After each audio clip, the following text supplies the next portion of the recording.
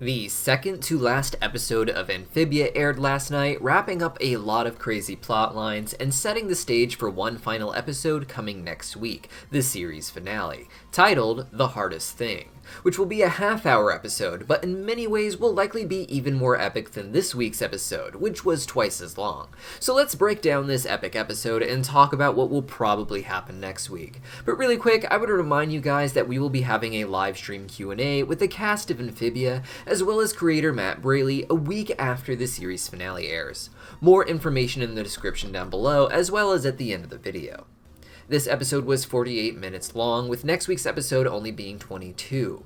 While some fans think that this is a bit uneven, Matt Braley said that the finale really arcs over from the second half of last week's episode, the beginning of the end, and goes all the way through next week's episode, The Hardest Thing. In rewatches, having those back-to-back will feel like a climactic big movie, though with the way they wrapped up most plots this week, next week's episode will likely feel just as climactic as True Colors felt, if not more so. So let's break down why. The first half of this week's episode focuses largely on the planters and their arcs, and first establishes that Sprig has not thought too seriously about what it will mean when his adventure finally ends.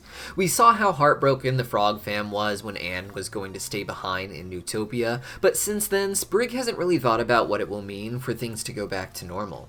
The way they discussed it, Sprig and Anne both seem to believe that they will manage to always be best friends, but the reality of the situation is that Anne will have to go back to living something of a normal life, and even with Andreas and the core defeated, the powers of the Calamity Box can't be used to maintain a friendship across dimensions that requires living together to function, the same way that Anne, Sasha, and Marcy can't maintain their friendships as they get older and grow beyond the establishment of middle school.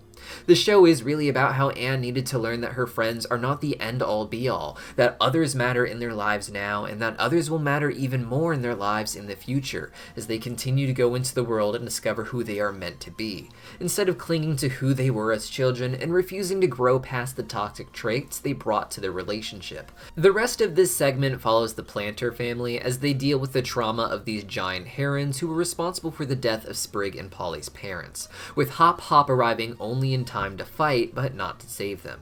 When Anne's own parents are in danger, the planters spring into action to save them, not wanting Anne to suffer what they suffered through, and find bravery in that. This set the stage for the second half of the episode, which dealt primarily with Anne fighting Andreas and Sasha fighting Darcy. During all of this, we learn that Marcy is living inside of the core, playing games, and exploring imaginary fantasy worlds with some brainwashing from Andreas' father. Marcy leaned into this for a while, but before truly merging with the core, she realized that these were fake versions of her friends.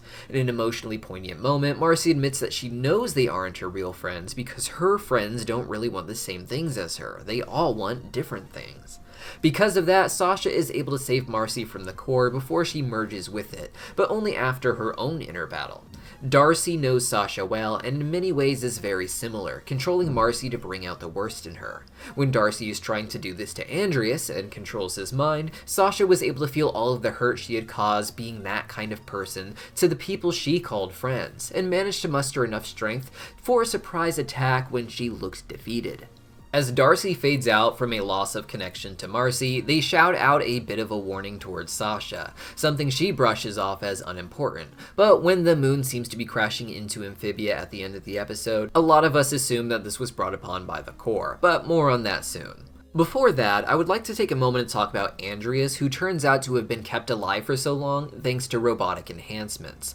Before getting torn apart, the lost letter of Leaf finally made it to Sprig in a way he could read, and Sprig was able to tell her story to Andreas. As theorized, she returned to Amphibia and started a life in Wartwood, one day leading to the birth of Hop Hop and later Sprig and Polly.